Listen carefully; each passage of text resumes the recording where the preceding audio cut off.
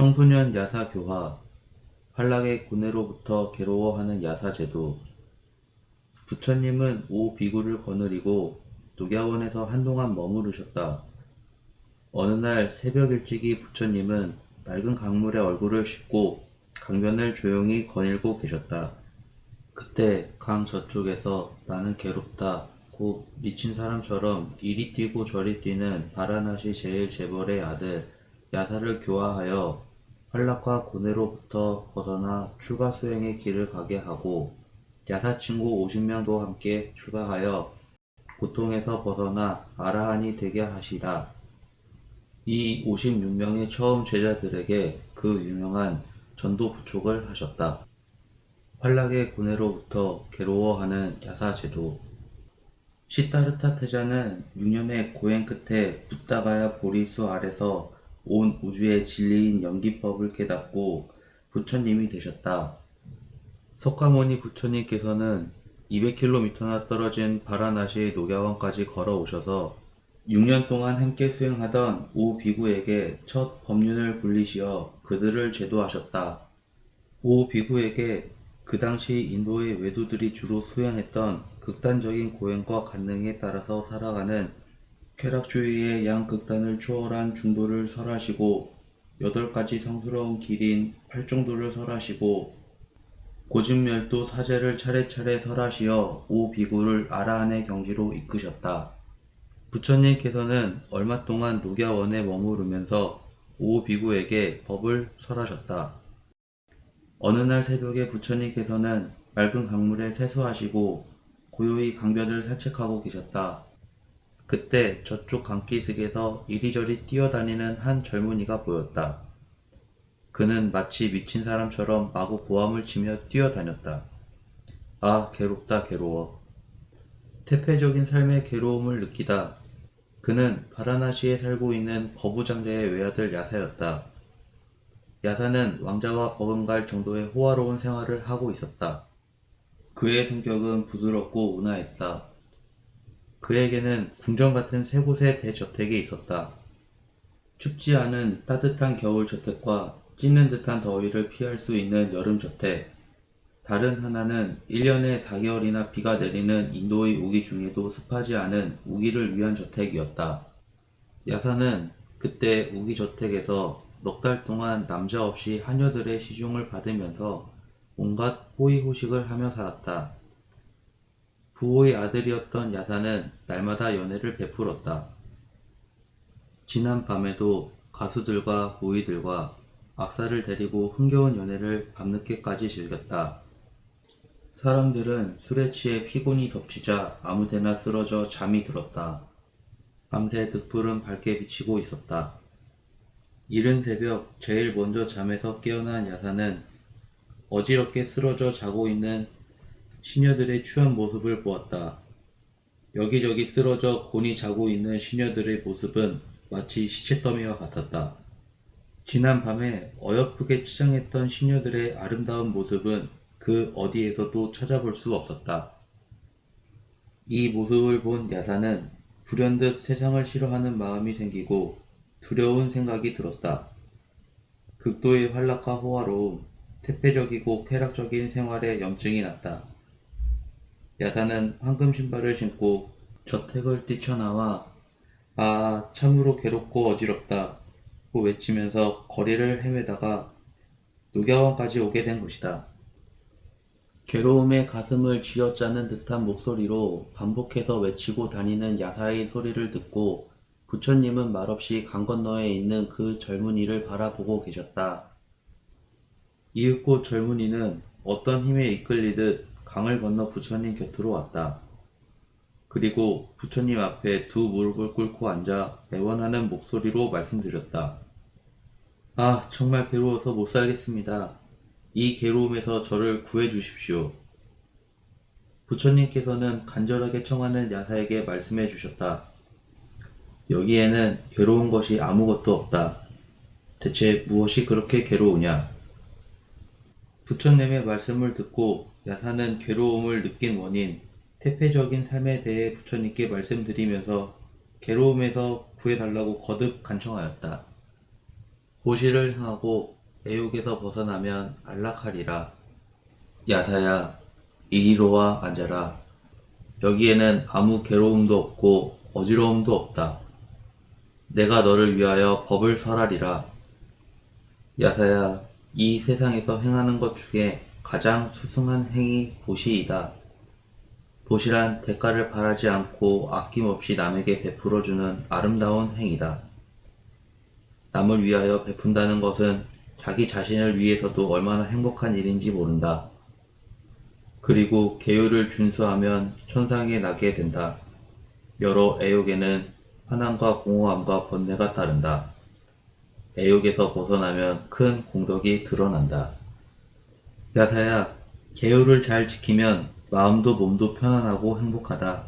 그리고 모든 중생이 너도 나도 다 편안하고 행복하다.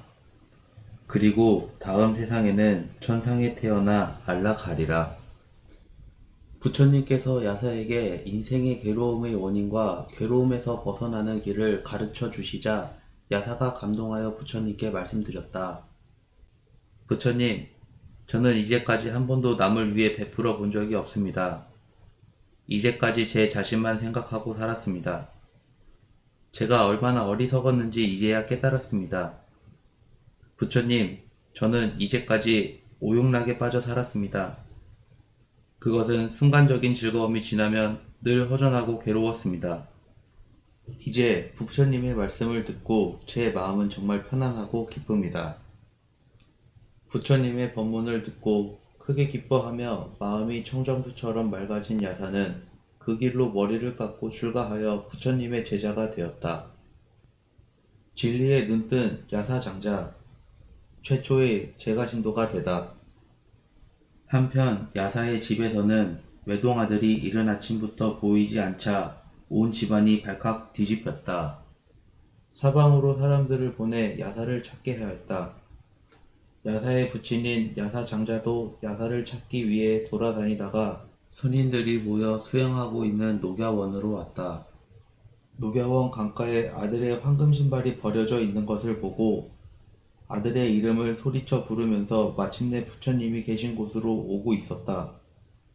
부처님께서는 멀리서 야사장자가 오고 있는 것을 보시고 그렇다.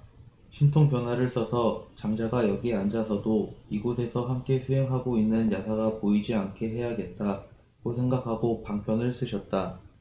야사 장자는 부처님께 가까이 와서 그는 아직 부처님인 줄 모르므로 타문이시여 혹시 제 아들 야사를 보셨습니까?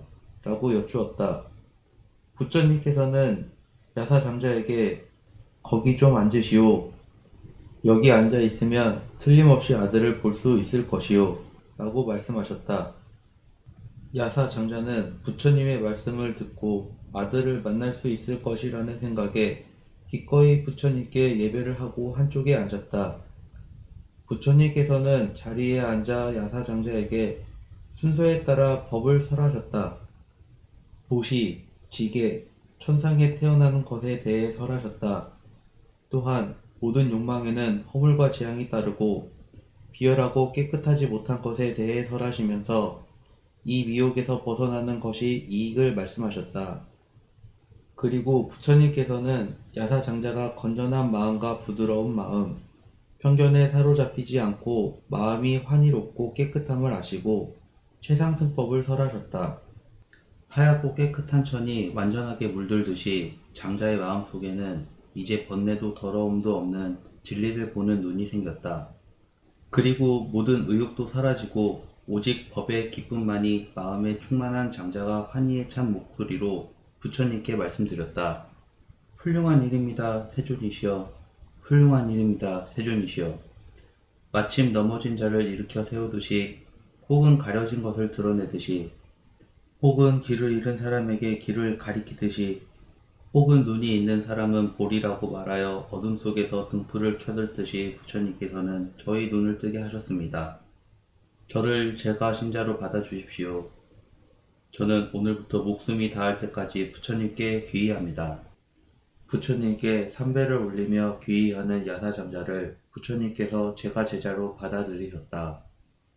이리하여 야사장가는 세상에서 최초로 산보에 귀의한 남자 우바세의 시초가 되었다. 야사장자도 번뇌에서 해탈한 아들 야사의 출가를 기뻐하다.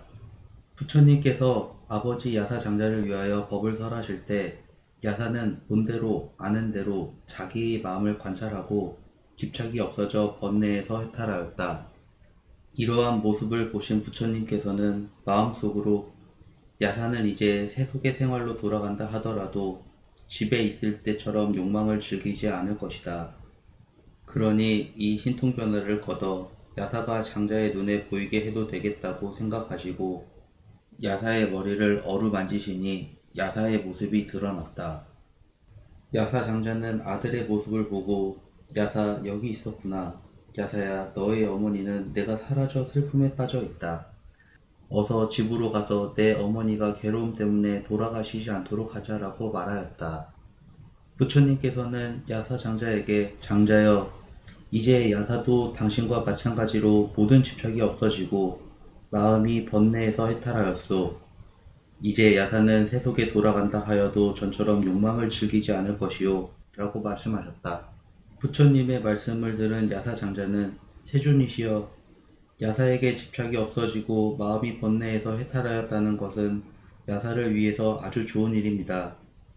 야사에게 그보다 더 큰 은혜는 없습니다. 세존이시여 오늘 야사의 출가를 함께 기뻐하며 부처님께 공양을 올리고자 합니다. 내일 저희 집에 오셔서 공양을 받아주십시오. 부처님께서는 침묵으로 그의 청을 받아들이셨다. 야사 장자는 부처님께서 수락하신 것을 알고 자리에서 일어나 부처님께 예배드리고 집으로 돌아갔다. 아버지 야사 장자가 떠난 뒤 야사가 부처님께 말씀드렸다. 세존이시여, 저는 부처님 밑에서 출가하여 수계하고자 합니다. 오라 비구여, 법은 완전하게 설해졌다. 바르게 괴로움을 멸하기 위해서 비구로서의 청정한 행을 하여라. 야사의 친구 50인이 함께 출가하다. 이리하여 바라나시 대부호의 아들 야사가 부처님의 제자가 되었고 그의 어머니 역시 제가불자로 최초의 우바이가 되었다. 야사와 같은 상류 가정의 아들이 출가하여 부처님의 제자가 되었다는 소식은 순식간에 바라나시에 퍼졌다.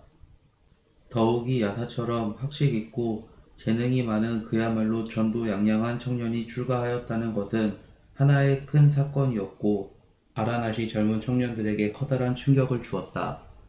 그 뒤 야사를 찾아온 야사의 친구들은 야사의 뒤를 이어 부처님 제자가 되었으니 그 수가 무려 50명이나 되었다. 전도부초 모든 중생의 이익과 안락과 행복을 위하여 길을 떠나라. 이때 부처님께서는 제자들에게 다음과 같이 전도선언을 하였다. 비구들이여, 나는 신과 인간의 온갖 속박에서 벗어나 자유로워졌다. 그대들도 신과 인간의 온갖 속박에서 벗어나 자유로워졌다. 비구들이여, 이제 전도의 길을 떠나라. 사람과 신들의 이익과 안락과 행복을 위하여 길을 떠나라. 같은 길은 두 사람이 함께 가지 말라. 비구들이여, 처음도 좋고 중간도 좋고 끝도 좋은 법, 내용과 이론이 갖추어진 법을 설하라. 안전하고 청정한 수행 생활을 보여주어라. 세상에는 때가 덜 묻은 무리가 있다. 그들은 법을 듣지 않으면 퇴보하지만 법을 들으면 깨달을 것이다. 그리하여 56번의 아라한이 각기 갈 곳을 정해서 전도 활동에 나서게 되어 새롭게 형성된 불교 교단은 급속도로 성장해 갔다. 네, 다 읽었습니다. 부처님께서는 야사에게 대가를 바라지 않고 남에게 베풀름이 모든 행하는 것 중에 가장 수승한 일이며 화난과 공허함과 번뇌가 따르는 여러 가지 애욕을 버릴 때 편안하고 행복하고 그리고 다음 생에는 천상에 태어나 안락하다는 설법으로 마음이 청정수처럼 맑아져 부처님의 제자가 되었다는 이야기입니다. 오늘도 같이 하게 되어 감사합니다.